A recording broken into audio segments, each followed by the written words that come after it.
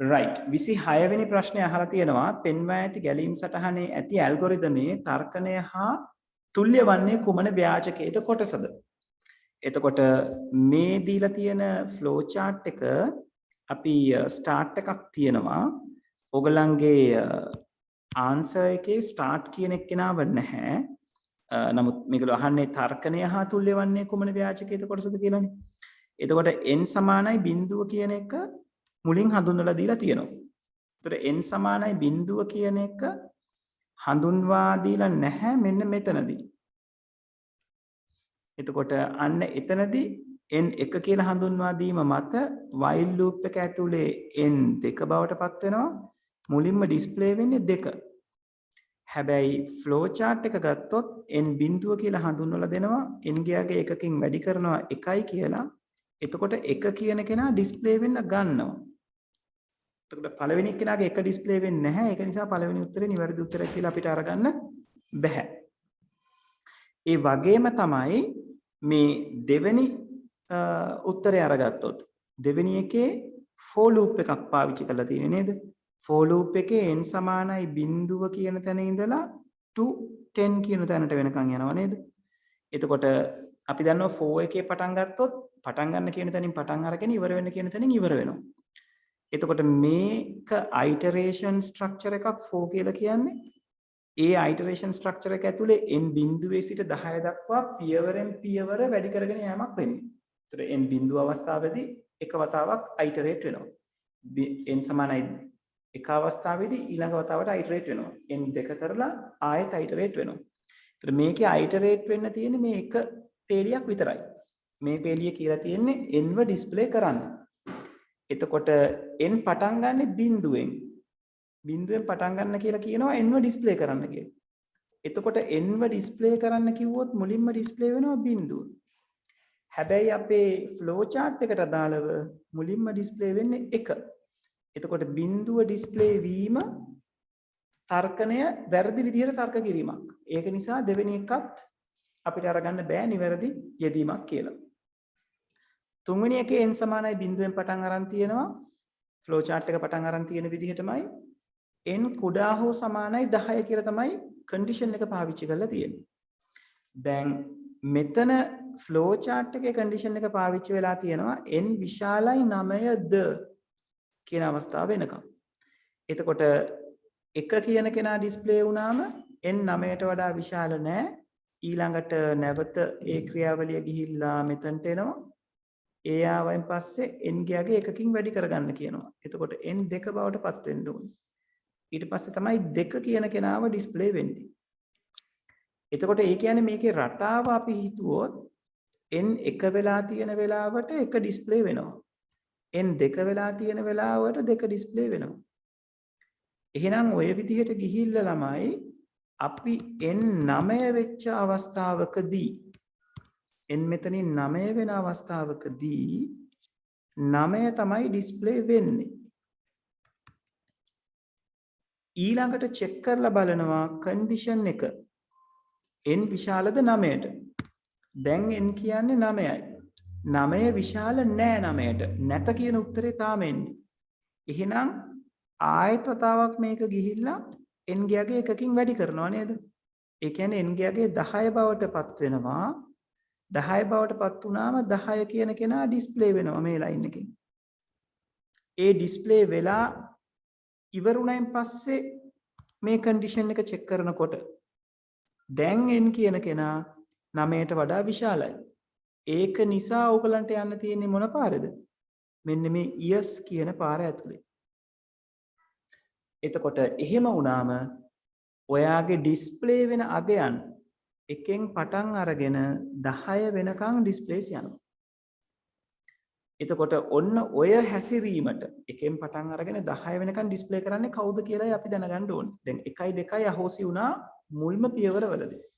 තුන්වෙනි එකේ n බිඳුවෙන් පටන් ගන්නවා. එතකොට n බිඳුවෙන් පටන් අර ගන්නවා. මෙතන චෙක් කරනවා n වල අගය 10ට වඩා කුඩායිද නැත්නම් සමානයිද කියලා. එතකොට n වල අගය 10ට වඩා කුඩායි බිඳුව කියන්නේ 10ට වඩා කුඩා අගයක්. ඊළඟට n ව ඩිස්ප්ලේ කරන්න කියලා තියෙනවා. ඒ කියන්නේ බිඳුව ඩිස්ප්ලේ වෙනවා මෙතනදී. එහෙනම් මෙතන බිඳුව ඩිස්ප්ලේ වෙනවා කියලා කියන්නේ මෙතනත් තියෙන තර්කය වැරදි. එහෙනම් නිවැරදි උත්තරේ වෙන්නේ 4 වෙනි උත්තරේ. ඒක තමයි නිවැරදි පිළිතුර විදියට අපිට තෝරගන්න වෙන්නේ. පැහැදිලිද ළමයි?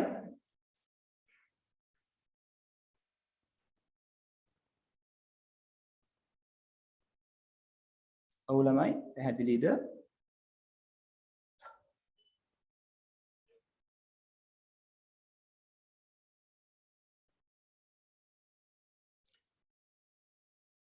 right හරි මම මාකින් ස්කීම් එකත් මේක මම ඕපන් කරගන්නම්. එතකොට අපිට ලේසි ක්‍රොස් චෙක් කරන්න ඕන වුණොත්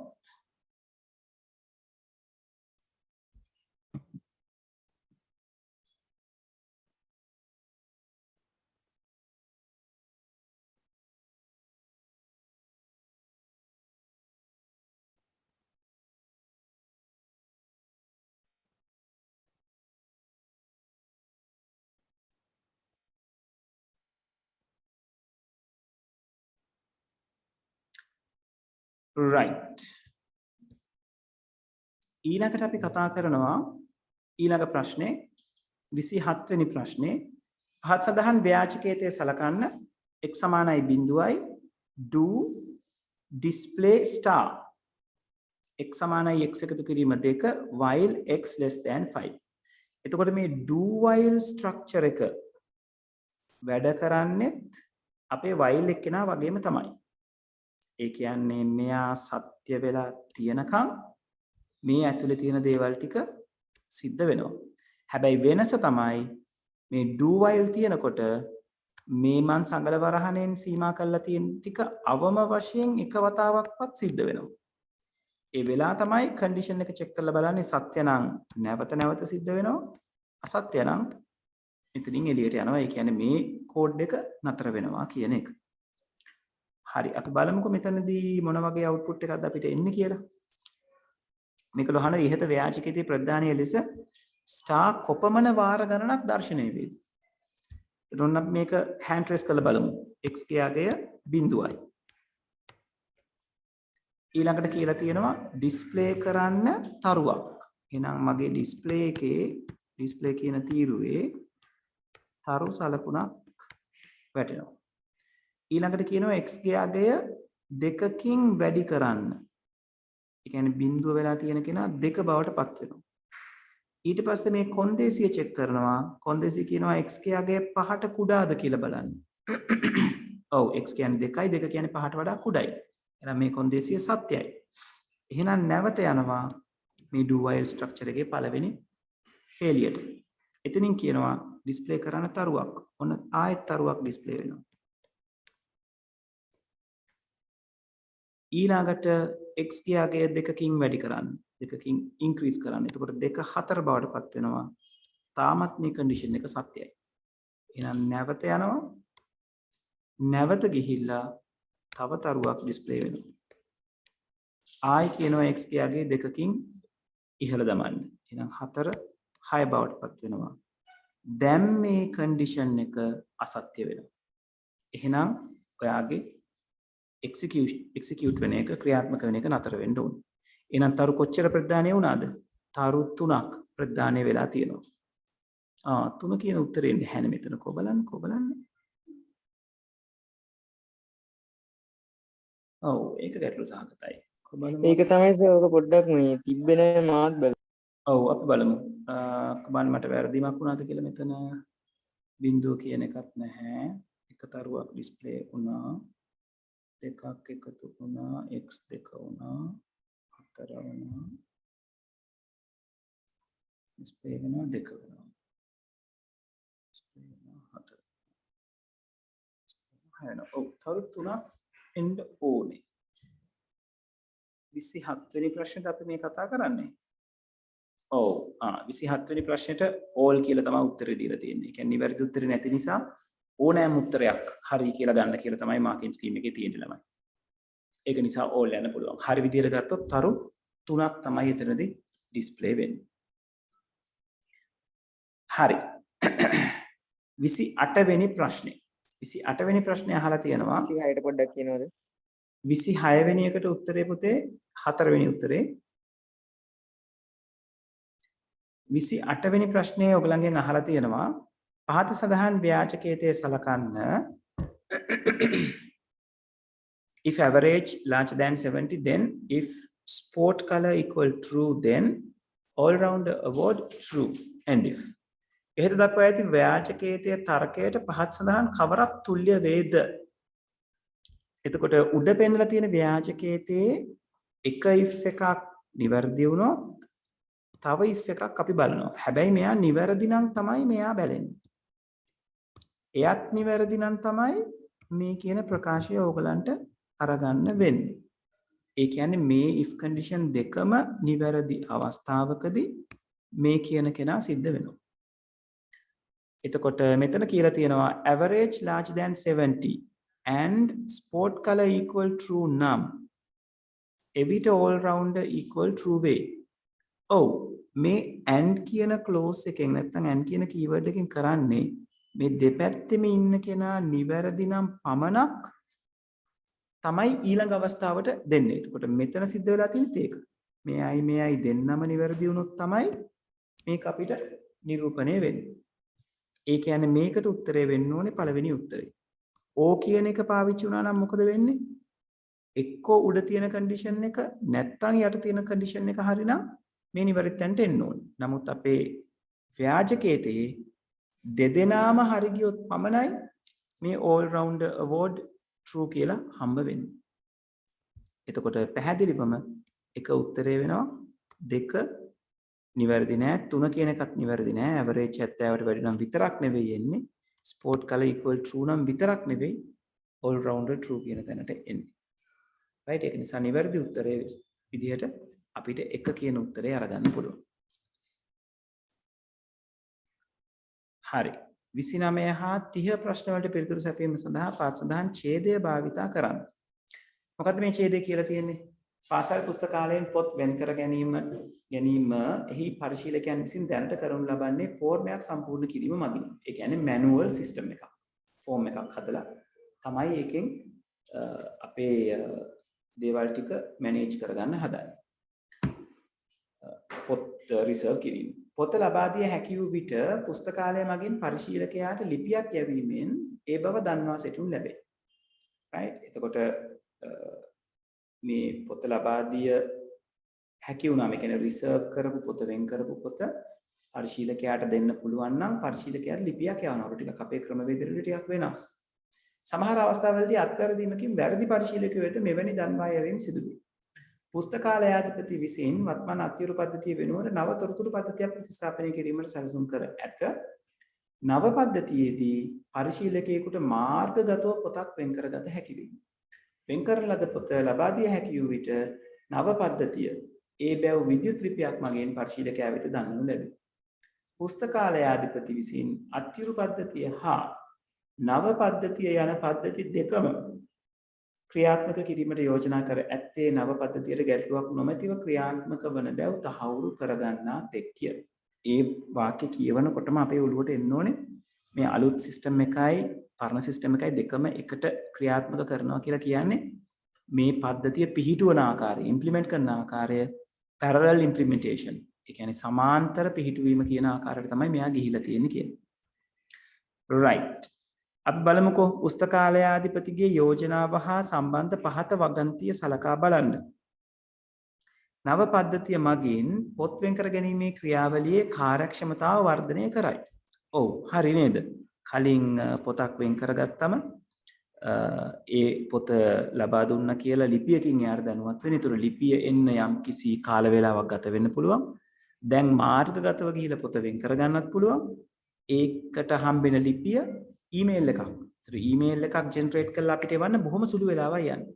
ඒක නිසා ක්‍රියාවලිය කාර්යක්ෂම වෙනවා කියලා අපිට තර්ක කරන්න පුළුවන්. B කියන පොයින්ට් එකේ තියෙනවා නව පද්ධතිය මගින් පොත් වෙන් කර ගැනීමේ ක්‍රියාවලියේ නිර්වද්‍යතාවය දියුණු කරයි. ඔව් මේකේ වැරදි සිද්ධ වුණේ කොහෙද? අර ලියුම් යවන වෙලාවේදී අත්වැරදීමෙන් වැරදි පරිශීලකයෙකු වෙත දන්වා යැවීම සිද්ධ වුණා. හැබැයි නව පද්ධතිය වෙන්නේ මොකද? ඔන්ලයින් ගිහිල්ලා අපි වෙන් කරගත්තම සිස්ටම් එකෙන්ම තමයි අදාළ පරිශීලකයාට මැසේජ් එක යන්නේ. ඒ කියන්නේ නව පද්ධතිය මගින් පොත් වෙන් කර ගැනීමේ ක්‍රියාවලියේ නිර්වද්‍යතාවය දියුණු කිරීම සිද්ධ කරනවා. නව පද්ධතිය මගින් අන්තර්ජාලයට පිවිසිය නොහැකි පරිශීලකයන් වෙත අහිතකර බලපෑමක් ඇති කරයි. ඔව් මොකද මේක මේ පද්ධතිය කතා බහ කරලා තියෙන්නේ කොහොමද? පුස්තකාලයාධිපති මේක ප්‍රොපෝස් කරලා තියෙන්නේ මාර්ගගතව පොතක් වෙන් කරගන්න පුළුවන් වෙන විදිහට. එතකොට ඔන්ලයින් බුක් රිසර්වේෂන් එකක් කරනවා නම් අන්තර්ජාල පහසුකමක් අවශ්‍යයි. අන්තර්ජාල පහසුකම නැතුව අපිට බෑ මාර්ගගත කියන ෆැසිලිටි එක අරගන්න. ඒක නිසා මේ කියන අවස්ථාවත් අපිට නිවැරදි කියලා අරගන්න පුළුවන්. අන්තර්ජාලයට පිවිසිය නොහැකි පරිශීලකයන් වෙත අහිතකර බලපෑමක් තමයි මෙතනින් එල්ල කරන්නේ. ඒ කියන්නේ මේ තුන් දෙනාම නිවැරදි කියලා අපිට අරගන්න පුළුවන්. 30 වෙනි ප්‍රශ්නේ. ඉහත තොරතුරු පද්ධතිය සඳහා යෝජිත ක්‍රියාත්මක කිරීමේ ආකාරය. අපි දැන් දන්නව නේද? මෙයා සමාන්තර ක්‍රියාත්මක කිරීමක්. සමාන්තර ක්‍රියාත්මක කිරීමකදී තමයි පරණ පද්ධතියයි අලුත් පද්ධතියයි දෙකම එක ලෙස පවත්වාගෙන යාම සිද්ධ කරන්නේ. කලාගත paste implementation එකක් කියලා කියන්නේ මොකද්ද පුතේ? කලාගත කියලා කියන්නේ කොටසෙන් කොටස. පරණ පද්ධතියේ තියෙනවා පරණ පද්ධතියේ යම් කොටසක් අලුත් පද්ධතියේ ඊට අදාළ කොටසෙන් ප්‍රතිස්ථාපනය කරනවා. ටික කාලයක් ඒක කරගෙන ගියාම පරණ පද්ධතියේ තව කොටසක් ගලවලා අලුත් පද්ධතියේ තව කොටසක් රීප්ලේස් කරනවා. අන්නේ විදිහට කොටසෙන් කොටස පරණ පද්ධතිය අලුත් පද්ධතියෙන් ප්‍රතිස්ථාපනය වන ආකාරය තමයි paste implementation නැත්නම් කලාගත පිහිටුවීම කියලා අපි කතා බහ කරන්නේ නැත්නම් ක්‍රියාත්මක කිරීම කියලා කතා බහ කරන්නේ. direct implementation කියලා කියන්නේ මොකද්ද? ඍජු පිහිටවීම. ඍජු පිහිටවීමකදී අපි කරන්නේ කෙලින්ම අපිට අවශ්‍ය වෙන දේවල් ටික එහෙම නැත්නම් අපිට අවශ්‍ය වෙන පද්ධතිය අපි පිහිටවීම සිද්ධ කරනවා. right? ඒතර පරණ පද්ධතිය සම්පූර්ණයෙන්ම ඉවත් කරනවා. එයාව නැවත භාවිතා කිරීමක් කරන්නේ නැහැ. ඒතකොට එහෙම අවස්ථාවකදී අලුත් පද්ධතියට ගැටලු ඇති වුණොත් අන්න එතනදී අපි අපහසුතාවයට ලක් වෙනවා. හරි. ඒතර 30 වෙනි ප්‍රශ්නෙට එක කියලා අපිට අරගන්න පුළුවන්. 31 http අපිට දීලා තියෙනවා web address එකක් නැත්නම් URL එකක්. URL එකක් කියලා කියන්නේ මොකද්ද? Uniform Resource Locator නේද? ඒකීය සම්පත් නිශ්චායකය කියලා අපි සිංහලෙන් කියනවා. මෙහි donates.lk යනු donates.lk කියන්නේ මොකද්ද? domain name එක නේද? ඒක තමයි නිවැරදි පිළිතුර වෙන්නේ. http කියලා කියන්නේ මොකද්ද? අපි පාවිච්චි කරන ප්‍රොටෝකෝල් එක, නියමාවලිය නේද? එතකොට වසම් නාමය වේ මේ donates.lk කියලා කියන්නේ වසම් නාමය වේ කියලා අහලා තියෙනවා. ඒක තමයි නිවැරදි උත්තරේ වෙන්නේ. අදිපාට තැන්මාරු නියමාවලිය නෙවෙයි. hypertext transfer protocol නෙවෙයි. hypertext transfer protocol කියලා කියන්නේ මෙයා http. අදාළ සම්පත් ද්‍රව්‍ය ඇති ස්ථානයේ පතය නැහැ. මේ තියෙන ස්ථානයේ තියෙන පතය exam/කියලා exam කියන folder එක ඇතුලේ තියෙන කියලා කියන්නේ. සම්පත් ද්‍රව්‍ය resource එක මෙතන පෙන්නලා නැහැ. slash එකට පස්සේ resource එක පෙන්නන්න ඕනේ. එතකොට resource එකත් නෙවෙයි. නිවැරදි උත්තරේ වෙන්නේ වසම් නාමය. 32 වෙනි ප්‍රශ්නට අදාළව කතා කරලා තියෙනවා අදාළ URL එක නොදන්නා විට වෙබ් අඩවියක ඇති තොරතුරක් සොයා ගැනීමට පහත සඳහන් කුමක් භාවිතා කළ හැකිද? URL එක දන්නේ නැත්නම් අපි ආව සර්ච් කරන්න ඕනේ. ඉන්ටර්නෙට් එකේ තියෙන දෙයක් සර්ච් කරන්න නම් නැත්නම් world wide web වල තියෙන දෙයක් සර්ච් කරන්න නම් search engine එකක් පාවිච්චි කරන්න ඕනේ. එහෙනම් අපිට පළවෙනි උත්තරේ නිවැරදි උත්තරේ විදිහට ගන්න පුළුවන්. අපි FTP පාවිච්චි කරන්නේ ඇයි? අපි ගාව තියෙන ගොනු ෆයිල් ට්‍රාන්ස්ෆර් කරගන්න තවත් තැනකට ට්‍රාන්ස්ෆර් කරගන්න. අන්න හරි. ඊමේල් සර්වර් එකක් පාවිච්චි කරන්නේ එක ඊමේල් එකක් එක ඊමේල් account එකකින් තව ඊමේල් account එකකට විද්‍යුත් තැපෑලක් යවා ගැනීම සඳහා. නැත්නම් ඊමේල් සර්වර් එකක් ඇත්තටම භාවිතා වෙන්නේ විද්‍යුත් තැපෑල් ටික ගබඩා කරලා තියාගන්න සර්වර් එකේ. වසන්නාම සේවා දායකයක්ම අපිට උමනා වෙනවා මොකටද? domain name එකක් IP address එකක් බවට පරිවර්තනය කරගන්න. මේවා ඔයගලන්ගේ papers වල නිතරම අහන තැන් පුතේ. ඒක නිසා හොඳට ඒ ගැන දැනුවත් වෙලා ඉන්න. එතකොට 32ට නිවැරදි පිළිතුර 1. 33 අජිත් සහ තවත් තිදෙනෙකුට යවන ලද විද්‍යුත් තැපැල් ලිපියක පහත පෙන්වා ඇති කොටස සලකා බලන්න. ඔව් එතකොට මේක මේ අජිත්ට සහ තව කීප දෙනෙකුට යවුවා කියලා තමයි මෙතන කියන්නේ. අපි බලමුකෝ මේකේ තත්ත්වය මොන වගේද කියලා. ඒකේ 2 කියන තැන ඔයගලන්ට දකින්න හම්බෙනවා ajit@doe.lk. මෙයා තමයි ප්‍රධාන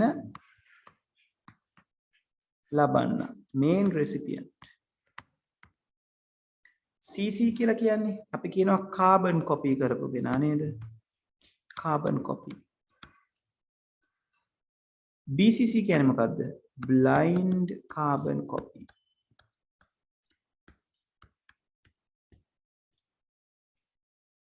සබ්ජෙක්ට් එක වෙන්නේ ලිපියට අදාළව තියෙන මාතෘකාව නැත්නම් ලිපිය කුමක් සම්බන්ධෙන්ද කියන එක පැහැදිලි කරන්න. අපිට සබ්ජෙක්ට් එකක් නැතුව ඊමේල් එකක් යවන්න පුළුවන්ද? පුළුවන්.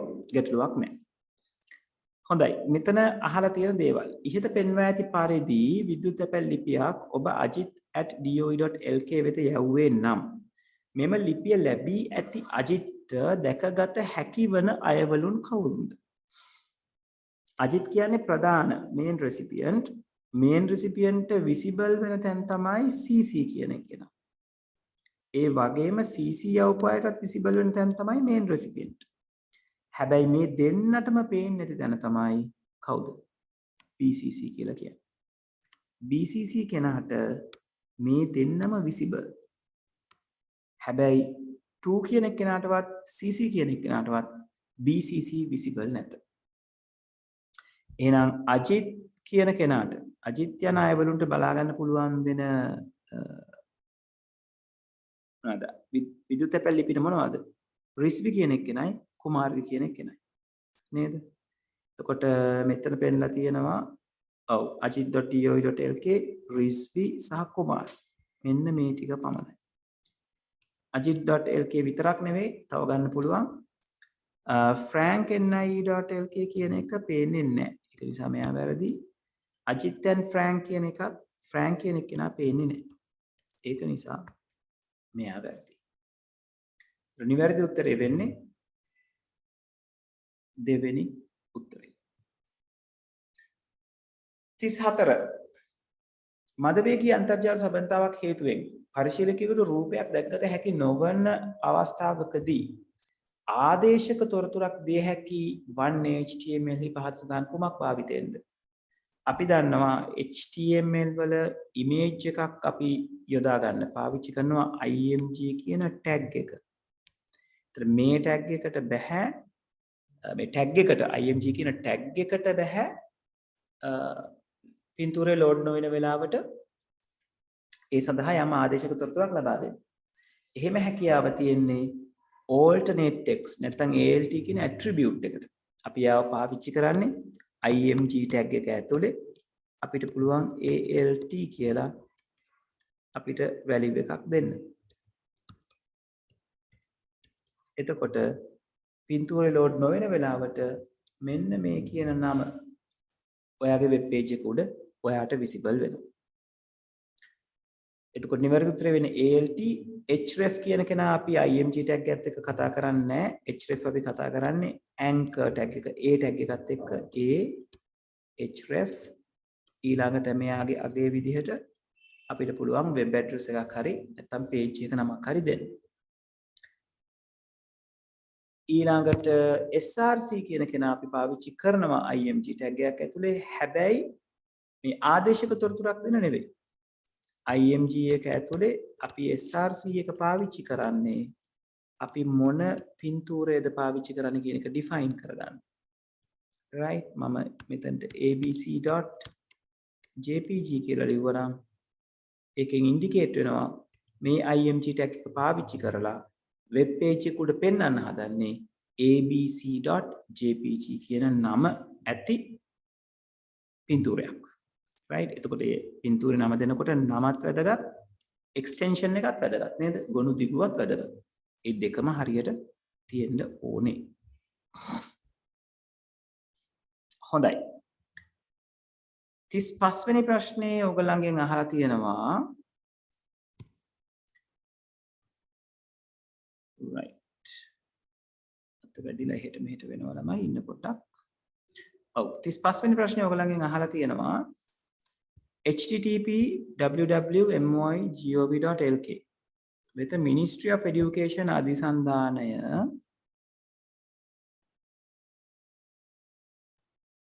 නාඩියක් ඉන්න දරුවනේ මගේ අද පේපර් එක පොඩ්ඩක් එහෙට මෙහෙට වෙනවා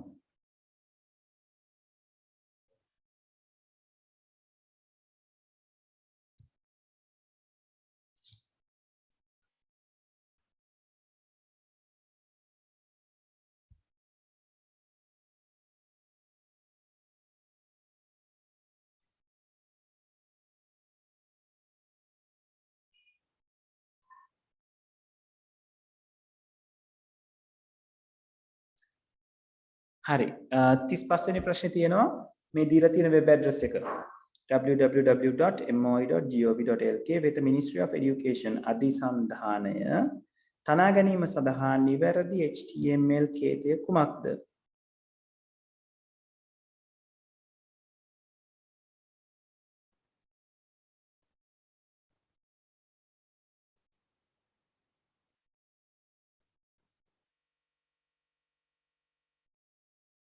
right okay Ashan. හරි. එතකොට Ministry of Education අධිසන්ධානය තනා ගැනීම සඳහා නිවැරදිව HTML කේතය භාවිත කරන්න කියලා තියෙනවා. එතකොට HTML කේතයක් නිවැරදිව භාවිත කරනවා කියලා කියන්නේ මොකද්ද? anchor tag එක තියෙන්න ඕනේ. මේ angle bracket එක ඇතුළෙම href කියන attribute එක තියෙන්න ඕනේ. එයා සම්බන්ධ වෙන්නේ කාටද කියන එක double quotes ඇතුලේ කියලා තියෙන්න ඕනේ. එහෙම කියලා angle bracket එක වහලා මෙතන අපේ link එකට අදාළව අපි හිතමු ABC කියලා දුන්නා කියලා. එහෙම දීලා anchor tag එක close කරලා තියෙන්න ඕනේ. එහෙම තිබ්බම අපේ web page එකේ අපිට ABC කියන අගය underline කරලා පෙන්නනවා. එතකොට මෙයා ක්ලික් කරන්න පුළුවන් කෙනෙක් විදිහට තමයි හැදෙන්නේ. එතකොට ඔය ආකාරය මේ උත්තරවල කොහෙද තියෙන්නේ? පළවෙනි උත්තරේ href කියන එක නා පාවිච්චි වෙලා නැහැ. ඒක නිසා එක වැරදි. දෙවෙනි උත්තරේ href තියෙනවා. එයාට කියලා තියෙනවා හරියට web address එක ඊළඟට angle bracket එක close කරලා තියෙනවා. Ministry of Education කියන කෙනා තියෙනවා angle bracket දෙක. open tag එක close tag එක අතර මැද්දේ. ඒ කියන්නේ ඔන්න දෙවෙනි එක්කෙනා නිවැරදි ආකාරයට හැදිලා තියෙනවා. තුන්වෙනි එකේ තියෙන ගැටලුව මොකද්ද? මෙන්න මේ පාවිච්චි කරලා තියෙන attribute එකේ නම name කියලා අපි පාවිච්චි කරන්නේ නැහැ. hyperlink එකක් හදාගන්න. අපිට name කියලා attribute එකක් තියෙනවා. ඒකෙන් hyperlink එකක් හැදෙන්නේ නැහැ. URL කියන attribute එකක් නැහැ අපි anchor tag එක පාවිච්චි කරන්නේ. ඒක නිසා නිවැරදි උත්තරේ අංක 2. 36 HTML භාවිතයෙන් අංකිත ලයිස්තුවක් ලබා ගැනීම සඳහා පහත කවර HTML උසුලන භාවිතා කළ හැකිද? අංකිත ලයිස්තුවක් අපිට ගන්න නම් අපිට HTML අපි ඉගෙන ගන්න ලයිස්තු ಜಾති තුනක් තියෙනවානේ නේද? අංකිත ලයිස්තුව අපිට ඉදිරිපත් කරනවා මොනවයින්ද? ordered list OL කියන එක නාගේ. ඒ වගේම අංකිත නොවන ලයිස්තුවක් UL unordered list වලින් අපි පාවිච්චි කරනවා. ඒ වගේම definition list එකක් DL කියන එකෙන් පාවිච්චි කරනවා. එතකොට මේ OL tag දෙක අතර මැද්දේ මම LI කියන tags පාවිච්චි කරනවා. අදාළ item ටික ලියා ගන්න. ඊට පස්සේ මට පුළුවන් OL එක වහන්න. UL එක ඇතුළෙත් අපි LI කියන එකේ නාම ඒ කපල් එකම පාවිච්චි කරනවා. item එකකින් item එක දෙන්න. ඒතර items ලියන්නේ මේ LI tag දෙක අතර මැද්ද. ඊට පස්සේ ආව UL එකකින් close කරන්න පුළුවන්. DL කියන එක නා ඇතුලේ definition list කියන එක නා ඇතුලේ tags જાති දෙකක් පාවිච්චි වෙනවා. එක්කෙනෙක් definition title DT. ඒතර DT එකටත් තියෙනවා open and close tags දෙකක්. එයා ඇතුලේ පාවිච්චි කරන කෙනා output එකේදී මෙන්න මේ විදිහට title එකක් විදිහට arrange වෙනවා. ඊළඟට DD කියන කෙනා dd භාවිතා වෙන්නේ ටයිටල් එක තියෙන මාජින් එකෙන් පොඩ්ඩක් ඉන්ඩෙන්ට් වෙලා. right ඔය විදිහට තමයි definition data කියන එක පේන්න තියෙන. ඊට පස්සේ අපිට පුළුවන් definition list කියන tag එක close කරන්න. පැහැදිලිද ළමයි? එතකොට මෙතන අපෙන් අහලා තියෙන ප්‍රශ්නේ වෙන්නේ අංකිත ලයිස්තුවක් ලබා ගැනීමට භාවිතා කරන කෙනා. බොහොම ලේසි. ordered list OL. පහත් සිද්ධි සලකා බලන්න. උපැන්න සහතිකයක මුල් පිටපතෙහි පිටපතක් මාර්ගගතව ලබා ගැනීම. ජාතික ජල සම්පාදන හා ජල ප්‍රවාහන මණ්ඩලයේ වෙබ් අඩවිය හරහා ජල බිල්පත් මාර්ගගතව ගෙවීම. වාහනයක් සඳහා ආදායම් බලපත්‍ර මාර්ගගතව ලබා ගැනීම. ඉහත සඳහන් කවරක් ඊ-රාජ්‍ය සේවා සම්බන්ධ වන්නේද? ඉතින් මේ තුන් දෙනාම අපිට හම්බෙන්නේ රාජ්‍ය ආයතන වලින්. මුල් පිටපතක් ලබා ගන්න ගියාමත් රාජ්‍ය ආයතනයකින් ගන්න තියෙන්නේ. ජල බිල්පත් ගෙවනකොට රාජ්‍ය ආයතනයක් එක්ක ඉන්ටරැක්ට් වෙන්නේ. ආදායම් බලපත්‍ර අරගන්නකොටත් රාජ්‍ය ආයතනයක් එක්ක ඉන්ටරැක්ට් වෙන්නේ. එහෙනම් මෙතනදී ඊ රාජ්‍ය සේවා වලට අදාළව සියල්ලම නිවැරදි කියලා අපිට අරගන්න පුළුවන්. 38 වෙනි ප්‍රශ්නේ කතා කරලා තියෙනවා පහත වගන්ති සලකා බලන්න. නිර්බාධක Java සැපයුම UPS, මෘදුකාංග ගිනි පවුර, software firewall, පරිගණකයකට ප්‍රවේශ වීම සඳහා පරිශීලක නාම හා මුරපද භාවිතය. ඉහත කවරක් තාර්කික ආරක්ෂාව? තාර්කික ආරක්ෂාව කියලා කියන්නේ මොකද්ද? logical security. තාර්කික ආරක්ෂාව දෙන්න පුළුවන් වෙන්නේ තාර්කිකමය දේවල් වලට. ඒක භෞතිකව පවතින දේවල් නෙවෙයි. ඒතර තාර්කිකමය ආරක්ෂාව දෙන්නේ මෙන්න මේ දෙන්න. username password. මෙයාගේ තියෙන භෞතික ආරක්ෂාව මෙයාගේ තියෙන්නේ මෙයා අපි වරද්ද ගන්නවා භෞතික කියලා ගන්න ගියොත්. ගිනි පවුර කියන එකේනා භෞතික සහ මෘදු කියන ආකාර දෙකෙන්ම තියෙනවා. මෙතන කියලා තියෙන්නේ software firewall. ඒ කියන්නේ මෙයත් හරි. නිර්බාධක Java සැපයුම පැහැදිලිවම භෞතික ආකාරය. ඒතර B හා C උත්තරේ විදිහට තුන්වෙනි උත්තරේ අරගන්න පුළුවන්. 39 වෙනි ප්‍රශ්නේ පහත් සඳහන් කවරක් අන්තර්ජාල භාවිතයේ නිරුපද්‍රිත භාවිත සඳහා උදාහරණ වන්නේද? නිරුපද්‍රිත භාවිත ඒ කියන්නේ ආරක්ෂාවක් සහිත නැත්නම් බලපෑමක් උවදුරක් වෙන්නේ නැති අවස්ථා කියලා මේ අහන්නේ. දුරකථන අංක හා ලිපිනය වැනි පෞද්ගලික තොරතුරු සමාජ ජාලවල සංගවා තැබීම. ඔව් ඒකෙන් පුළුවන් ආරක්ෂාව ලබා ගන්න. නොදන්නා පුද්ගලයන්ගෙන් ලැබෙන විද්‍යුත් තැපෑල් ලිපිවල ඇති අධිසන්ධාන මත ක්ලික් කිරීම. වැරදි. එහෙම ක්ලික් කරොත් අපිට ෆිෂින් කියන එකට අහු වෙන්න පුළුවන්. ස්පෑම් මැසේජස් එන්න පුළුවන්. වෛරසස් ඉන්ෆෙක්ට් වෙන්න පුළුවන්. ඒක නිසා B කියන එක වැරදි. සමාජ ජාලවලදී නාඳුන අය සමග සංනිවේදනය කිරීම. ආයි වතාවක් ගැටලු ඇති කරන තැන. එහෙනම් නිරුපද්‍රිත අවස්ථාවක් කියලා කියන්නේ ඒ පමණි. 40 වෙනි ප්‍රශ්නේ අවසාන ප්‍රශ්නේ පහත් සඳහන් වගන්ති සලකන්න ඊ අපද්‍රව්‍ය අපරක්ෂාකාරී අයුරින් පාරිසරයට බැහැර කිරීම. මේගොල්ලෝ අහන්නේ ඊ අපද්‍රව්‍ය බැහැර කිරීම සඳහා නිදසුනක් මේ අහන්නේ. ඊ අපද්‍රව්‍ය අපරීක්ෂාකාරී අයුරින් පරිසරයට බැහැර කිරීම ඊ අපද්‍රව්‍ය බැහැර කිරීමට අදාළ නැත. මොකද e-waste එකේදී අපි 3R සිස්ටම් එක ගැන කතා කරනවා නේද? එතකොට භාවිතයට ගත නොහැකි සංයුක්ත ප්‍රතියුක්ත පහන් සහ අනිකුත් ඉලෙක්ට්‍රොනික උපකරණ ප්‍රතිචක්‍රීය මධ්‍යස්ථානයක වෙත බාර දීම. ඔව් මේ තියෙන්නේ රීසයිකල් කියන concept එක. භාවිතයට කළ හැකි මට්ටමේ පවතින ඉලෙක්ට්‍රොනික උපකරණ ඉවත නොදමා වෙනත් අයෙකුට විකිණීම හෝ පරිත්‍යාග කිරීම. මේ තියෙන්නේ reuse කියන සංකල්පය. ඉහත සඳහන් දේ අතරින් ආරක්ෂිත ඊ අපද්‍රව්‍ය බැහැර කිරීම සඳහා නිදසුන් වන්නේ මෙන්න මෙයා. B ගන්න පුළුවන් අපිට C ගන්නත් පුළුවන්. B හා C පමණි.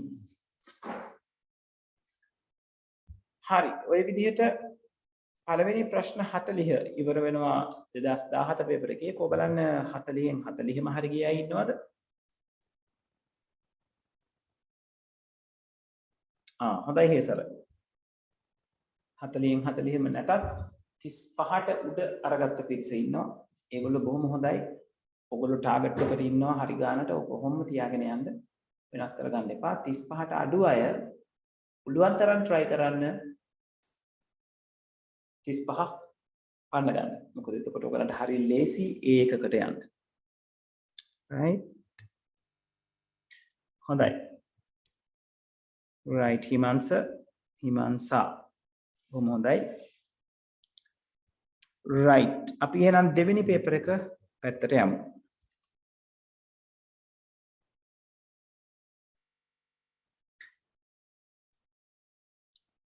හොඳයි සුක. තව එක ලකුණයි තියෙන්නේ. ඒ ලකුණ එද ගමු අපි නේද?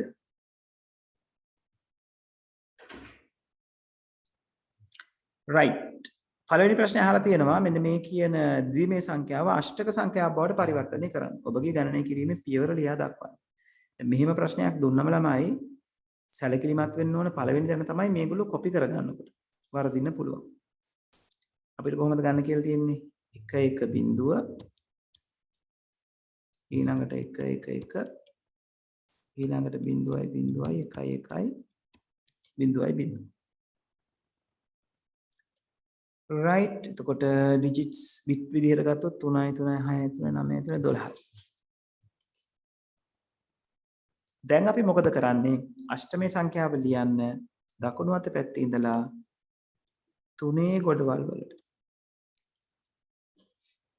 මේ කියන සංඛ්‍යාව වෙන් කරගන්න. එතකොට මේ බිටු 3 ගොඩවල් වලට ස්ථානීය අගයන් එනවා නේද?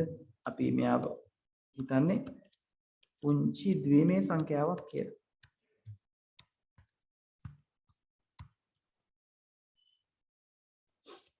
දැන් අපිට තියෙන බොහොම සරලව මේ ස්ථානීය අගයන් භාවිතා කරලා අදාළ සංඛ්‍යාවේ අගය ලියා ගන්න විතරයි. 1.0 කියන්නේ අපි සලකන්නේ 4 විතරයි. මොකද 4ට උඩින් තමයි 1 තියෙන්නේ. අනිත් තැන් වල බිංදු. සමෙතන අවසාන උත්තරේ 4. ඊළඟ අවස්ථාවේ 1 කියන කෙනාට උඩින් තමයි කියන්නේ 1 කියන ස්ථානීය අගයට උඩින් තියෙන තැන තමයි 1 ඉලක්කම වැටලා තියෙන්නේ. අනිත් තැන් දෙක සලකන්නේ නැහැ. ඒ නිසා ඒක 1 කියලා අපිට අරගන්න පුළුවන්. මේ 1 2 4 තියෙන තැන් වල හැම ඒකම. එතකොට එතන අපි 1 2 4 කියන තුන් දෙනාම ඉදිරිපත් කරනවා. එතනින් අපිට 7 නිරූපණය කරන්න පුළුවන්. 1 1 බිඳුව තියෙන තැන අපි අරගන්නේ 4යි 2යි විතරයි. 1 අරගෙන ඉන්නේ නැත. එතකොට ඒකට අදාළව 3 කියලාට හම්බ වෙනවා. 3714යි අෂ්ටමේ සංඛ්‍යාව. අපි බලමු මාකින් ස්කීම් එකේ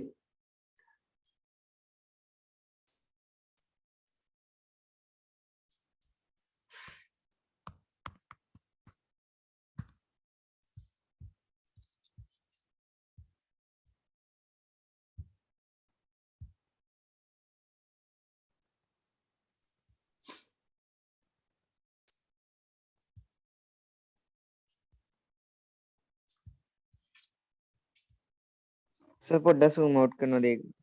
ඉන්න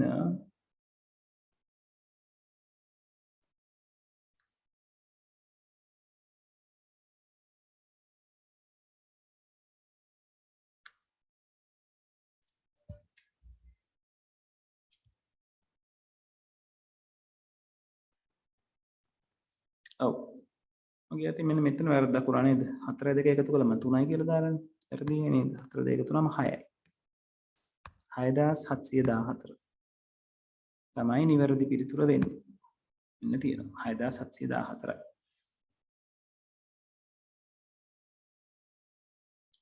එතකොට ඒකට ලකුණු දීලා තියෙනවා එක ලකුණක් නිවැරදි පිළිතුර අරගෙන තියෙනවා නම්.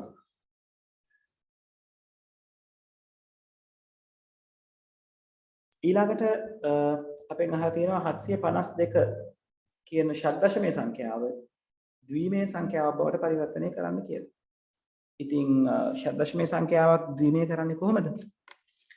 ෂඩ්දශමයේ සංඛ්‍යාවේ එක එක සංකේතය පිටු 4කින් සමන්විත අගයක් විදිහට ලියනවා. නේද? 752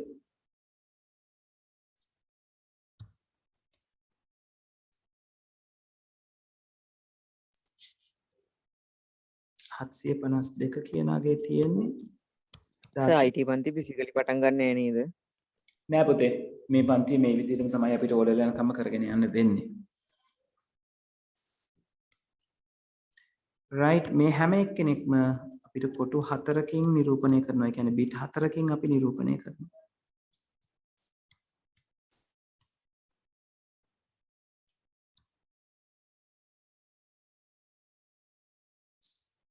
එතකොට මෙතන මේක නිර්මාණය කරනකොට නැත්නම් නිරූපණය කරනකොට අපිට උමනා වෙන මොනවාද ස්ථානීය කියන්නේ 1 2 4 8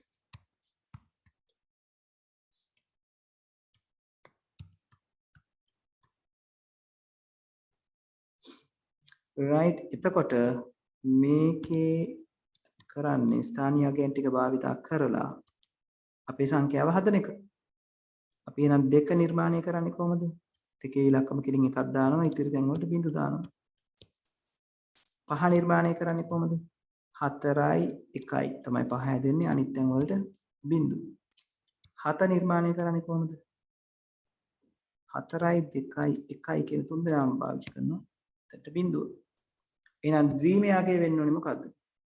0යි 1යි 1යි 1යි 0යි 1යි 0යි 1යි 0යි 0යි 1යි බිංදුව. ඔන්න ඔය ද්විමය අගය තමයි ඔයගලන්ට අරගන්න පුළුවන් වෙන්නේ විපරිත පිළිතුර විදිහට. හරි. එතකොට ඔය උත්තර දෙකම තියෙනවා නම් එක ලකුණ ගානේ ඔයාට හම්බ වෙනවා. ඒ කියන්නේ කලින් තිබ්බ කොටසට එක ලකුණයි 6714 ගන්නවට අෂ්ටමයේ පාදයෙන් හොඳට මතක තියාගන්න මේ පාදයේ අගය ලියන්න ළමයි. අෂ්ටමයේ නම් අෂ්ටමයේ පාදය, ද්විමයේ නම් දෙකේ පාදය. ඊළඟට දෙවෙනි එකේ අවුට්පුට් එක සර් මේ උත්තරේ වැරදිලා හදන ක්‍රමේ හරි ගියොත් කීයක් දෙනවද? උත්තරේ වැරදිලා හදන ක්‍රමේ හරි ගියොත් ඒ කියන්නේ 0.5යි. 0.5යි පුතේ. ඉතින් කියනවා ස්ටෙප්ස් වලට 0.5යි ආන්සර් එක 0.5යි කියලා. ඉතින් ස්ටෙප් වලට අදාළව තියෙන ලකුණු 0.5 ඔයගලන්ට හම්බෙනවා.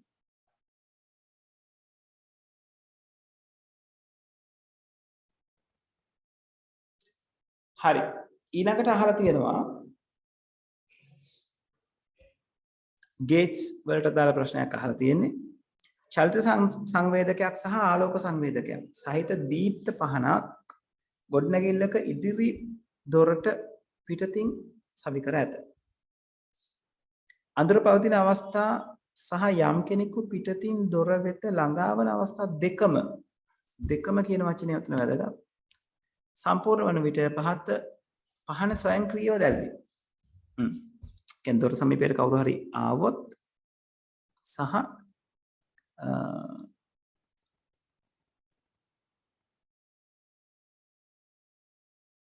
අඳුර පවතින අවස්ථාවක් වුණොත් ඊළඟ මේ කියලා තියෙනවා කෙනෙකු දොර සමීපයට පැමිණෙන විට චලිත සංවේදකයේ ඕෆ් අවස්ථාවේ සිට ඔන් අවස්ථාවටපත් වේ. ඒක කෙනෙකු ළඟට එනකොට ඕෆ් වල ඉඳලා ඔන් වෙනවලු. ඒ කියන්නේ ඈතට යනකොට නැවත ඒ පැත්තට සෙටල් වෙන්න පුළුවන්. ඒ වගේම තමයි ආලෝකයේ පවතින විට ආලෝක සංවේදකයේ ඔන් අවස්ථාවටපත් වන අතර අඳුර පවතින විට එය ඕෆ් අවස්ථාවටපත් වේ. මෙම සංසිද්ධියට අදාළ පරිපතයේ කැටි සටහනක් බ්ලොක් ඩයග්‍රෑම් එකක් පහත රූපේ දී ඇත. ඊට පරිපතයේ P හා Q සඳහා සුදුසු තාර්කික ద్వාර මොනවාද? එතකොට අපිට P හා Q අඳුන ගන්න වෙන්නේ Q කියන එක අපිට ඕන වෙනවා ආලෝක සංවේදකයයි චලිත සංවේදකයයි දෙකම එකට ක්‍රියාත්මක වෙනවා කියන එක පෙන්න ගන්න. හැබැයි අපි මේ P කියන එක පාවිච්චි කරන්නේ මොනකටද? අරක ඔන් වෙලා තිබ්බ ඔන් වෙන්නේ නැහැ කියලා කියන්නේ ඔන් වෙන්නේ නැති වෙලාවදී ඔන් වෙලා කියලා සංඥාවක්. අන්න හරි. මොකද මෙතනදී අපි අරගෙන තියෙන ස්ටෙප්ස් තුන තමයි කෙනෙකු දොර සමීපයට පැමිණෙන විට චලිත සංවේදකය ඕෆ් වෙනවා කියලායි කියලා. ඕෆ් අවස්ථාව සිට ඔන් අවස්ථාව දක්වා එනවා. ඒක චලිත සංවේදකය. ලයිට් සෙන්සර් එක මොකද්ද කියලා තියෙන්නේ? ආලෝකය පවතින විට සෙන්සර් එක ඔන්, එහෙම නැති විට සෙන්සර් එක ඕෆ්. ඒ කියන්නේ අඳුර පවතින වෙලාවට සෙන්සර් එක ඕෆ්. එතකොට මෙතන කියලා තියෙනවා එම සංසිද්ධියට අදාළ පරිපථයේ කැඩිසටහන අඳින්න කියන එක අපි මෙතන තීරණය කරගන්න ඕනේ සහ මෙතන තීරණය කරගන්න ඕනේ. එතකොට අඳුර ඇති විට තමයි අපේ බල්බය දැල් වෙන්න ඕනේ නේද? ඒ කියන්නේ P වලට බිඳුව හම්බෙන්න ඕනේ. ඒ කියන්නේ P වලට බිඳුව කියලා කියන්නේ P ගෙන් එන අවුට්පුට් එක බිඳුවක් වෙන්න ඕනේ. එතකොට බිඳුවක් එන්න නම් ආලෝක සංවේදකය චලිත සංවේදකය එක දුන්නාම P කියන කෙනා බිඳුවක් වෙන්න අවශ්‍ය නම් මොකක්ද අපිට සෙටල් කරගන්න අවශ්‍ය වෙන්නේ? P කියන කෙනාගෙන් මෙතනින් බිඳුවක් එළියට ගන්න මෙතනින් එක හම්බෙනකොට මෙතනට අපිට ඕන වෙනවා not gate එකක් කනෙක්ට් කරගන්න. ඒ වගේම තමයි දීප්ති පහන දැල් වෙනවා කියලා කිව්වා මොන වෙලාවටද? අඳුර පවතින අවස්ථාවක සහ යම් කෙනෙකු දොරට පිටින් තොර වෙත එන විට. ඔය දෙකම ඕකේ වෙන්න ඕනේ. අඳුර තියෙන්නත් ඕනේ යම් කෙනෙකු දොරට පිටින් එන්නත් ඕනේ. එහෙනම් Q කියන කෙනා අපිට කියන්න පුළුවන් AND gate එකක් කියලා නේද? දෙන්නම් පවතින්න ඕනේ.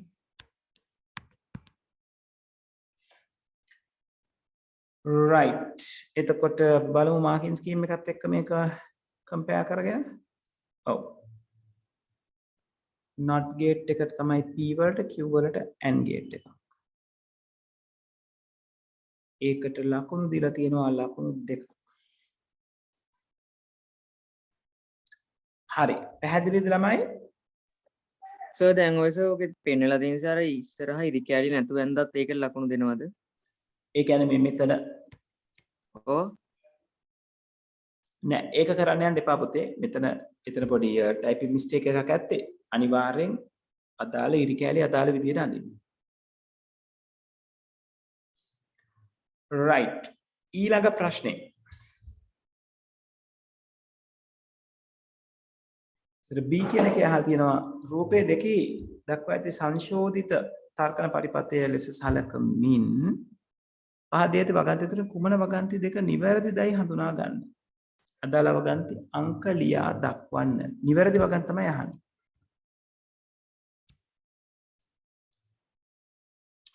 ස්විච් on සෑම විටම දීප්ත පහන දැල්වේ. ඔව් ඒක වෙන්න පුළුවන් නේද? මෙයා true නම් මෙතන receive වෙන්නේ එක මෙතන තියෙන්නේ AND gate එකක්. එතකොට ඒක නිසා මේ ස්විච් on වෙලාවට මේ O gate එකෙන් එක පැත්තකට එක හම්බ වෙනවා. ඒ කියන්නේ දීප්ත පහන දැල් වෙනවා කියන එක. එහෙනම් මෙයා true. ස්විච් off විට මේ පරිපථය එකෙහි දක්වා ඇති පරිපථයට සමාන ලෙස ක්‍රියාත්මක වේ. ස්විච් එක off වෙලාවට ඔව් ස්විච් එක off වෙලාවට එන්නේ බිඳුව. එතකොට O ගේට් එක නිසා බිඳුව මොන පැත්තකින් ආවත් ගැටලුවක් නැහැ. මේ මොමන්ට් එකේ යා නැතුව ඉන්න සර්කිට් එක යාටම හරියටම මැච් වෙන විදිහට සෙටල් වෙනවා. එතකොට දෙවෙනි එක කෙනා true කියලා තමයි අපිට ගන්න වෙන්නේ. පරිපථ දෙකෙහිම හැසිරීම සර්ව සම වේ. නෑ සර්ව සම වෙන්නේ නෑ නේද? true true false කොබලමු.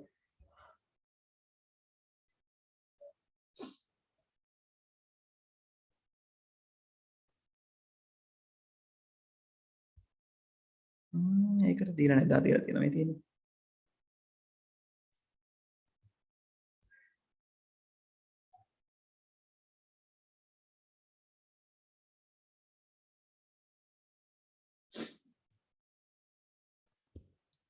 මාකින් එකේ වෙන්න.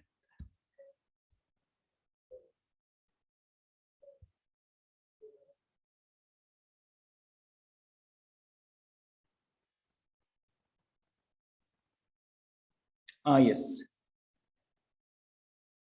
මේගොල්ලෝ අහලා තියෙන correct එකනේ. එතකොට 1 සහ 2 කියන ප්‍රකාශය. හරි. 1 සහ 2 කියන ප්‍රකාශය තමයි true වෙන්නේ. තුන්වෙනි ප්‍රකාශය true argument එක කියලා අපිට අරගන්න බෑ. තුන්වෙනි එකේ කියලා තියෙනවා වර්ණ නිරූපණ පද්ධතියක වර්ණයක් නිරූපණය කිරීම සඳහා පික්සලයකට බිටු 4ක් බැගින් භාවිත කරන්නේ යයි උපකල්පනය කරන්න. මෙම පද්ධතියට කොපමණ එකිනෙකට වෙනස් වර්ණ සංඛ්‍යාවක් නිරූපණය ඉස්සෙල්ල කරගත එක හැකි. එකක් විතරක් හරියට ලියලා නම් මොකද පුතේ? ඉස්සෙල්ල කේස එකක් විතරක් හරියට ලියලා නම් අපි බලමු මාකින් ස්කීම් එකේ කොහොමද කියලා තියෙන්නේ කියලා.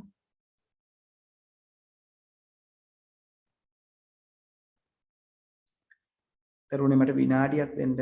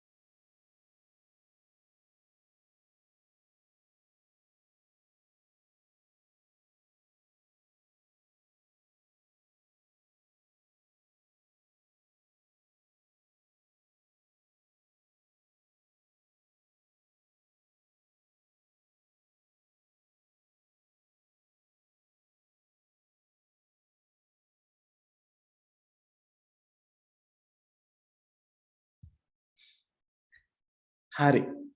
රයිට්. ළමයි ඔව් පුතේ කවුරු හරි දරුවෙක් මගෙන් ඇහුවා කොටසක් ලියලා නම් කියලානේ.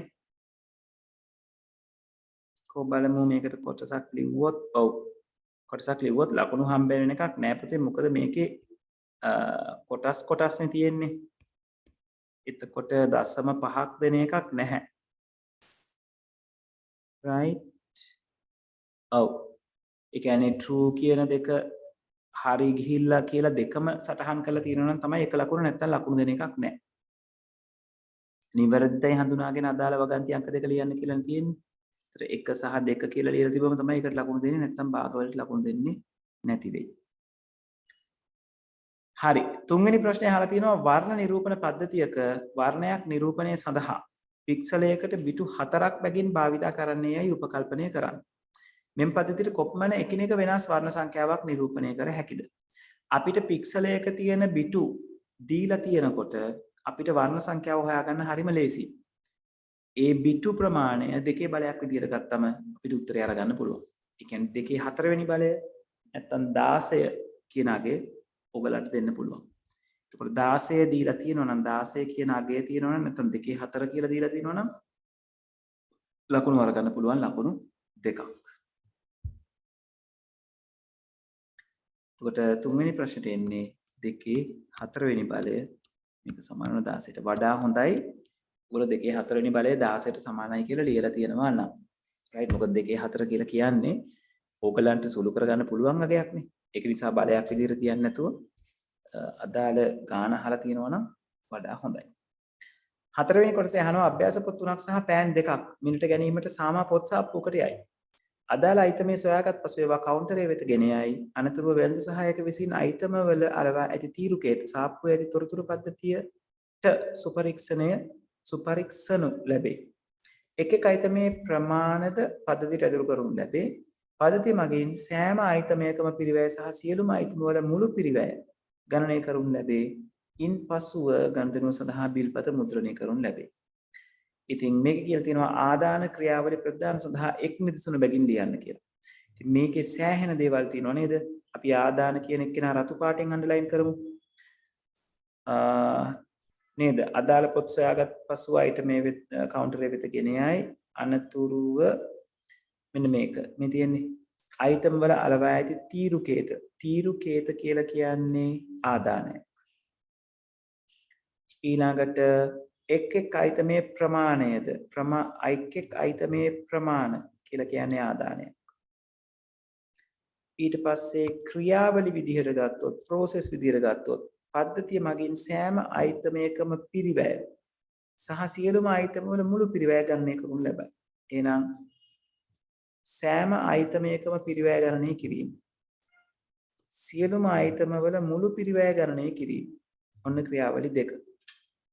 ප්‍රතිදාන විදිහට අපිට ගන්න පුළුවන් බිල් පත. ඔන්න ඔය දේවල් ටික අපිට කියන්න පුළුවන් ආදාන ක්‍රියාවලි ප්‍රතිදාන කියලා. ඉතින් ඕවයින් එක ගානේ සඳහන් වෙලා තියෙනවා නම් ඔයාට ලකුණු දෙකක් අරගන්න පුළුවන්. අපි මාකින් ස්කීම් එක පැත්තට ගියොත් ඉන්පුට් එකට අරගෙන තියෙනවා barcode quantity right. ඊළඟට process එකට interpreting converting using barcode නැත්නම් තීරුකේතය ලබා ගැනීම, calculate the cost of items ගණනය item වල පිරිවැය ගණනය කිරීම, calculate total cost of all items සියලුම item වල පිරිවැය ගණනය කිරීම. output එක විදිහට අරගෙන තියෙන්නේ bill ප්‍රතිදානයේ විදිහට. එතකොට input එකට ලකුණු 0.5යි, process එකට 1 ලකුණක් දීලා තියෙනවා, output එකට ලකුණු 0.5යි දීලා තියෙනවා. ඔය තියෙනවා එක ගානේ අහන්නේ පුතේ. ඔයගොල්ලෝ එක input එකක්, එක process එකක්, එක output එකක් ලියුණා නම් ඇති.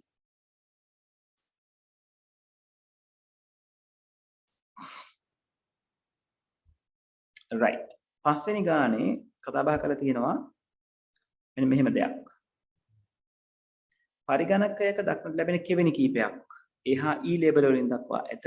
පහත් සඳහන් ප්‍රශ්න වලට පිළිතුරු අදාළ කෙවෙනිහි ලේබලය ලියා දක්වන්න. ජාල කේබලයක් මගින් අන්තර්ජාලයට ප්‍රවේශ වීමට කුමන කෙවෙනිය භාවිත කළ හැකිද? UTP කේබල් එකක්, unshielded twisted pair. එයාට අපිට පාවිච්චි කරන්න පුළුවන් E කියන කෙවෙනිය. RG45 කේබල් එකක් කනෙක්ට් කරන විදිහ. අංකිත කැමරාවකින් ගන්නා ලද ඡායාරූප පරිගණකයට කොපි කිරීමට කුමන කෙවෙනිය භාවිත කර හැකිද? අපිට USB port එක භාවිත කරන්න පුළුවන් නේද? D කියන කෙවෙනිය. right. ඒ නිසා D අපිට අරගන්න පුළුවන්. B කියන එක නට නිවැරදි උත්තරේ විදියට. ওই දෙක හරිනම් ලකුණු දෙකක් ඔයගලන්ට හම්බ වෙනවා. 6 වෙනි ප්‍රශ්නේ කියලා තියෙනවා පහත පෙන්වා ඇති ලේඛනය පදන් සැකසුම් මෘදුකාංගයක් උපයෝගී කර ගනිමින් සකස් කර ලේබල 1 සිට 4 තෙක් ලේබල මගින් දක්වා ඇති හැඩසව් ගන්වා ඇත. ලේඛනයේ අක්ෂර ප්‍රමාණය වෙනස් කර නොමැති බව සලකන්න. එතකොට මේගොල්ලෝ කතා බහ කරලා තියෙනවා පදන් සැකසුම් මෘදුකාංගවල භාවිත වන හැඩසව් මෙවලම් සමහරක් A සිට N දක්වා වූ ලේබල වලින් පහත රූපයේ පෙන්වා ඇත. 1 සිට 4 ලේබල අංක මගින් පෙන්වා ඇති හැඩසව් ගැන්වීම සඳහා භාවිත කළ හැකි මෙවලම් හඳුනාගෙන එක් අංකයට ගැලපෙන මෙවලම් ලේබල අක්ෂර ලියා දක්වන්න. හරි. මොනවාද ලේබල අක්ෂර වෙන්නේ? මට විනාඩියක් දෙන්න දරුවනේ.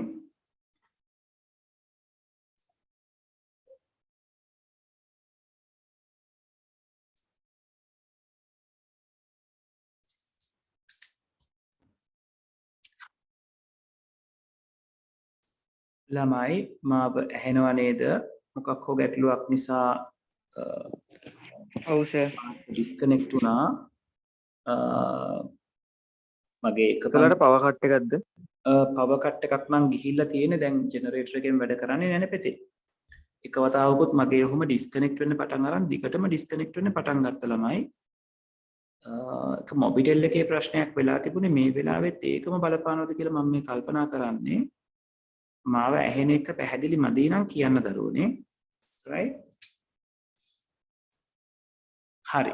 එතකොට අපිට කතා බහ කරන්න කියලා තියෙනවා මේ A ඉඳලා N දක්වා තියෙන ටික මේ 1 2 3 4 කියන තැන් වලට අදාළ වෙන ලේබල් මොනවද කියලා අපෙන් අහලා තියෙනවා. මාව පැහැදිලිව ඇහෙනව නේද හැමෝටම?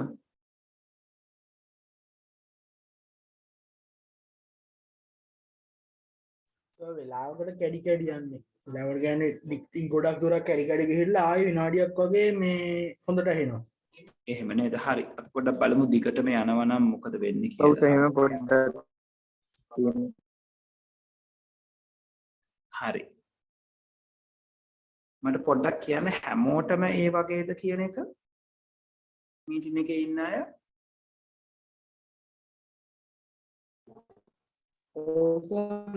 මටත් එහෙම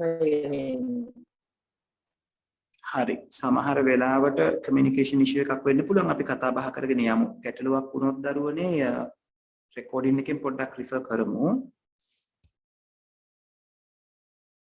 right.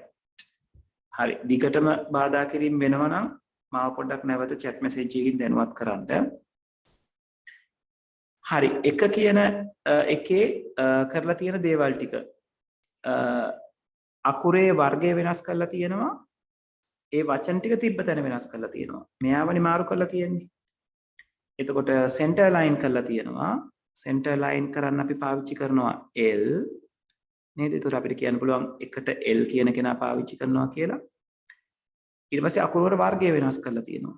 ඒකට අපිට පාවිච්චි කරන්න පුළුවන් A. එතකොට ඔයා එකට A කියලා ලිව්වොත් දෙකට L කියලා ලියන්න පුළුවන්. right? ඔය ආකාර දෙකෙන් එකක්. තුන්වෙනි කෙනා අන්ඩර්ලයින් කරලා තියෙන්නේ. අන්ඩර්ලයින් කරන්න අපි පාවිච්චි කරන්නේ E කියන ටූල් එක. E වලින් නම් කරලා තියෙන එක. ඊළඟට මේ H2 F2 O2 N2 කියලා පාවිච්චි කරලා තියෙන්නේ නේද? සබ්ස්ක්‍රිප්ට් කියන කෙනා නේද? F කියන ටූල් එක. එතකොට ඔන්න ඔය කියන අකුරු හතර අපිට අරගන්න පුළුවන්. එතකොට මාකින් ස්කීම් එක පැත්ත ගැන බැලුවොත් A වලට E, B වලට D. ඔව් sorry. වැරදි එකක් මම කතා බහ කරේ.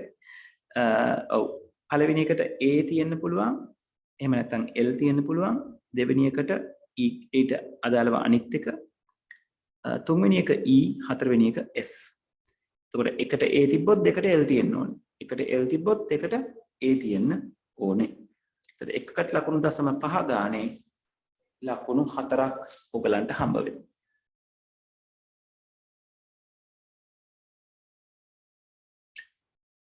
හරි. හත්වෙනි කොටසෙන් කතා බහ කරලා තියෙනවා.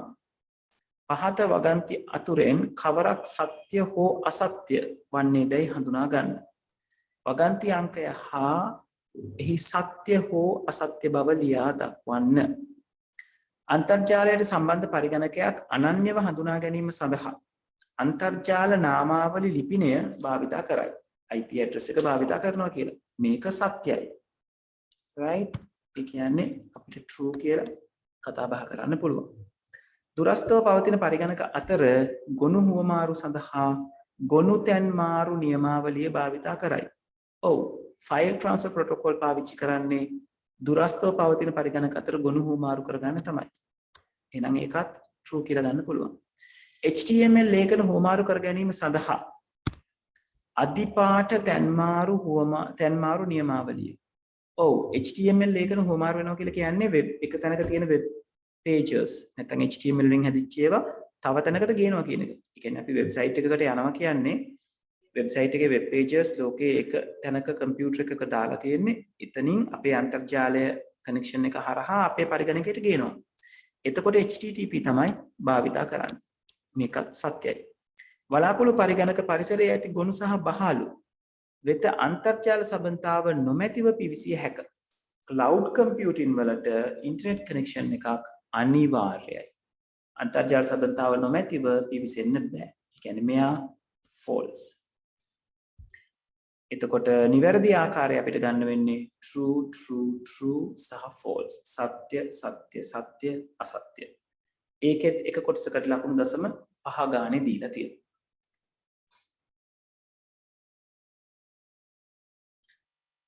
හරි. 8වෙනි කොටසෙන් ඔයගලගෙන් අහනවා පහත A සිට D තෙක් වූ ලේබල මගින් ග්‍රාෆික නිර්මාණ මෘදුකාංගයක ඇති නිරූපක කීපයක් පෙන්වයි. අයිකන්ස් කීපයක් පෙන්වනවා කියලා. පහත දක්වා ඇති මෙවලම් නාම ලයිස්තුවෙන් නිවැරදි මෙවලම් නාමය හඳුනාගෙන A සිට D තෙක් වූ ලේබල ඉදිරියේ ලියා දක්වන්න. මොනවාද මේ A කියන එක්කෙනා මැජික් වොන්ඩ් එක කියලා අපි හඳුන්වනවා නැත්නම් ෆසි ටූල් එක කියලා හඳුන්වනවා. එතකොට මෙයා තමයි කැපිටල් A කියලා ඉන්නේ. B කියන කෙනා අපි ලැසෝ ටූල් එක කියලා හඳුන්වනවා. එතකොට B වෙනුවට මෙයාව ගන්න පුළුවන්. C නේද මේ move කරන්න, චලනය කරන්න අදාළ වෙන කෙනා.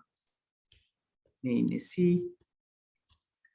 ඒ වගේම මේ seal එකක් වගේ තියෙන්නේ stamp කරන්න. නේද?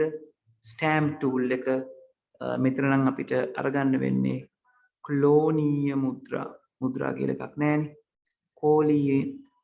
ක්ලෝනීය මුද්‍රා මෙවලම. ඒ කියන්නේ මෙතන අරගන්න පුළුවන් D. එතකොට ඔන්න ඔය විදිහට අපිට පුළුවන් නම් ටික අරගන්න. අපි මාකින් ස්කීම් එක බැලුවොත් magic wand, lasso tool, move tool, clone, stamp tool. ඔය විදිහට අපිට උත්තර ටික අරගන්න පුළුවන්. පැහැදිලිද?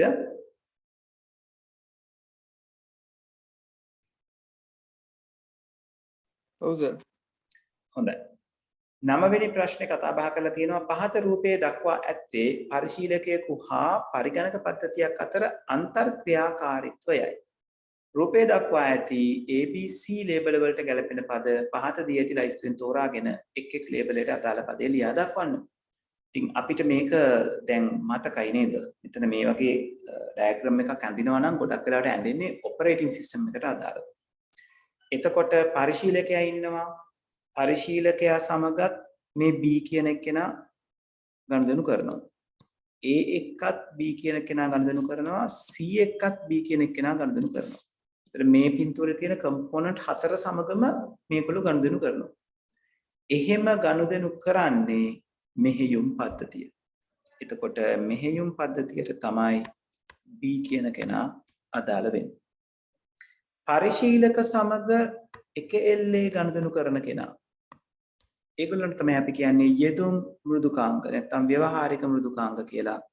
එහෙනම් මෙයාට තමයි අපි A කියලා නම් කරන්න වෙන්නේ. C කියලා කියන්නේ දෘඩාංග.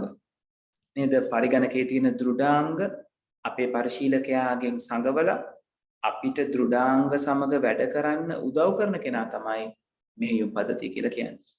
එහෙනම් C වෙන්නේ දෘඩාංග. ඔන්න ඔය විදිහට උත්තර ටික ඕගලන්ට අරගන්න පුළුවන්. එතකොට මාකින් ස්කීම් එකේ හැටියට ඕගලන්ට හම්බ වෙනවා. ඔව්. A application software, B operating system, C hardware. එකක් හෝ දෙකක් නිවැරදි නම් එක ලකුණයි. තුනම නිවැරදි නම් තමයි ලකුණු දෙකම දීලා තියෙන්නේ.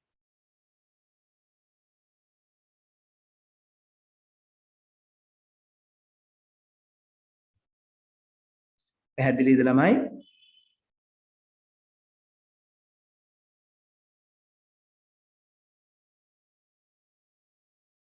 හරි. මගේ white board එක සැරේ off වුණා.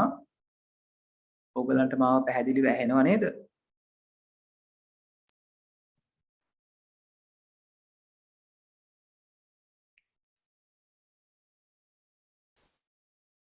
right.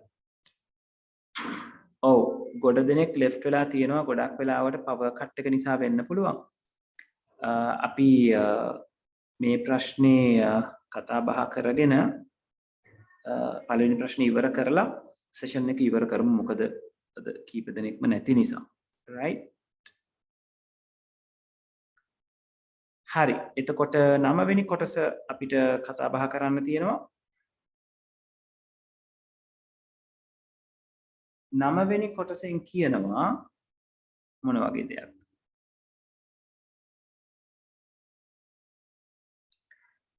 sorry 9 අපි කතා කරන්නේ 10 වෙනි කොටස. 10 වෙනි කොටසෙන් කියනවා ධාතු කැටයක් දසවරක් උඩ දමා ලැබෙන අගයන්. ඒ මගින් දක්වනු ලබන ආරාවක ආචයනය කර ඇතැයි උපකල්පනය කරන්න. පහ සංඛ්‍යාව කොපමණ වාරයක් ලැබුණේදයි ගණනය කරන්න PQR ලේබල් වලට නියමිත පද දී නොමැති පහත දක්වා ඇති ඇල්ගොරිතමය භාවිත කරනු ලැබේ. පහ කියන කෙනා කී වතාවක් හම්බුණාද කියලා බලන්න. ඉහත ඇල්ගොරිතමයේ පෙන්වා ඇති PQR ලේබල් සඳහා නිවැරදි පද ලියා දක්වන්න. මේ පාවිච්චි කරලා තියෙන ඇරේ එකක් ආරාවක්. එතකොට ඇරේ එකක දේවල් අපි දන්නවා මේ අපි ඇරේ එකක් රිෆර් කරන්නේ ඇරේ එකේ තියෙන මෙන්න මේ දර්ශකයෙන්. ඒවල බිඳුව ස්ථානය කියලා කිව්වොත් තමයි මේ එක කියන අගය ලබා ගන්න. ඒවල පළවෙනි ස්ථානය කිව්වොත් තමයි මේ 3 කියන අගය අපිට ලැබෙන්නේ. එතකොට මෙතනදී අපෙන් කතා කරලා තියෙනවා කවුන්ට් එක බිඳුවක් කරගන්න, i බිඳුව කරගන්න. ඊට පස්සේ මෙතන ආගියුමන්ට් එකක් අරගෙන තිනවා i කියන කෙනා යම් කිසි කෙනෙකුට වඩා අඩුද කියලා නේද? මේ ආරාවේ තියෙනවා අගයන් කොච්චරක්ද? බිඳුවේ ඉඳලා 9 වෙනකන්. ඒ කියන්නේ අගයන් 10ක්. නේද? එතකොට p කියන කෙනා එහෙනම් අපි 10 කියලා නිර්වචනය කරගත්තා නම් හරි. 10ට වඩා අඩු අවස්ථාවකදී අපි මොකද කරන්නේ? ඒවල යම් කිසි ස්ථානයක තියෙන අගය පහද කියලා බලනවා. මේ බලලා තියෙන්නේ ඒක. ඒවල යම් කිසි ස්ථානයක්. එතකොට q කියන කෙනා වැඩ කරන්න ඕනේ බිඳුව 1 2 3 4 යන විදිහට 9 වෙනකම් වැඩි වෙන කෙනෙක් විදිහට. ඒ කියන්නේ q ගේ අගය වෙනස් වෙනවා. පළවෙනි වතාවේ ඒවල බිඳුව චෙක් කරලා බලනවා. 5ට සමානයිද කියලා. නැත්නම් දෙවෙනි අවස්ථාවේ ඒවල 1 චෙක් කරලා බලනවා. එහෙනම් q කියන කෙනා වෙනස් වෙන්න ඕනේ මොන විදිහටද? 1කින් 1. එතකොට 1කින් 1 වෙනස් වෙන අය දෙන්නෙක් ඉන්නවා. එක්කෙනෙක් තමයි මේ i කියන එක්කෙනා. අනිත් එක්කෙනා තමයි මෙන්න මෙතන ලියලා තියෙන මේ සමීකරණය. එතකොට මෙතනදී අපිට මේ බිඳුව 1 2 3 4 කියන හැමෝම අරගන්න අවශ්‍යයි. මගේ එහෙම වෙනස් වෙන කෙනෙකුට ඉන්නේ මෙයා. i සමානයි i එකතු කිරීම 1. මොකද එයා හැම iteration එකටම වතාවක් increase වෙනවා. හැබැයි මේ count කියන කෙනා increase වෙන්නේ කොයි වෙලාවටද? ඒවල යම් කිසි ස්ථානයක් 5ට සමාන වුණොත් පමණයි එකකින් වැඩි වෙන්නේ. ඒ කියන්නේ count පාවිච්චි වෙලා තියෙන්නේ මොකටද? මේ array එකේ 5 වැටිලා තියෙන ස්ථාන ටික ගණන් කරගන්න. මොකද මේක 5ට සමාන වුණොත් විතරනේ මෙයා ක්‍රියාත්මක වෙන්නේ. මේක නිවැරදි නම් තමයි මෙතනට එන්නේ. මේක වැරදි නම් කෙලින්ම end if එක ගාවට එනවා. ඊට පස්සේ i එකකින් වැඩි කරගන්න. ඒ කියන්නේ පැහැදිලිවම r කියලා කියන්නේ count කියන පදේම තමයි. මොකද අපි සාමාන්‍යයෙන් මේ වගේ සමීකරණ ලියන්නේ නේද? count +1 කියන ඒවා තියෙන්නේ count equal count +1 කියන ආකාරයට. නිසා r කියන්නේ count, p කියන්නේ කවුද? p කියන්නේ 10යි. q කියන්නේ කවුද? q විදිහට වැඩ කරන්නේ i. එතකොට ඒවල i බලවම පළවෙනි අවස්ථාවේදී එන්නේ ඒවල බිඳුව, දෙවෙනි අවස්ථාවේදී ආව එකකින් වැඩි වෙනවා. එතකොට ඒවල 1, තුන්වෙනි අවස්ථාවේදී ආ තව එකකින් වැඩි වෙනවා. එතකොට ඒවල 2. ඒ විදිහට තමයි අපි මේ ආරාව චෙක් කරගෙන යන ආකාරය සිද්ධ වෙන්නේ. අපි මාකින් ස්කීම් එක පැත්තත් බලමු. මාකින් ස්කීම් එක කියලා තියෙනවා p වල අගය 10යි කියලා බලන්න. q වල අගය තමයි i, r වල අගය තමයි count. පැහැදිලිද ළමයි?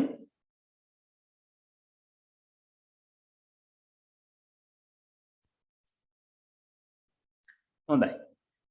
අද දැන් මේ වෙනකොට පිරිස සෑහෙන අඩු වෙලා තියෙන නිසා පවර් කට් එකේ ගැටලුත් ඇති. මම ඒක නිසා අදට මෙතනින් මේ ඩිස්කෂන් එක නතර කරනවා. ඊළඟ දවසේ අපි හම්බෙන්නේ සාමාන්‍ය වෙලාවට පුතේ. අපිට 5:00 තමයි අපිට හම්බ වෙන්නේ. ඉස්කෝලේ පටන් ගන්න නිසා 5:00 ඉඳලා පුරුදු විදියට අපි 7 වෙනකම් සෙෂන් එක ඔන්ලයින් අරගෙන යමු. මම හිතනවා විදුලි කප්පාදුව ගැටලුවක් වෙන එකක් නැති වෙයි කියලා අපිට. අපි බලමු ඉතින් නේද? මම එන අදට මෙතනින් සෙෂන් එක නතර කරනවා. thank you very much හැමෝටම. ඊළඟ දවසේ 5:00 මාරට අපි මුණ ගැහෙමු. right? හොඳයි. ගිහින් එන්න. එහෙනම් හැමෝටම good night.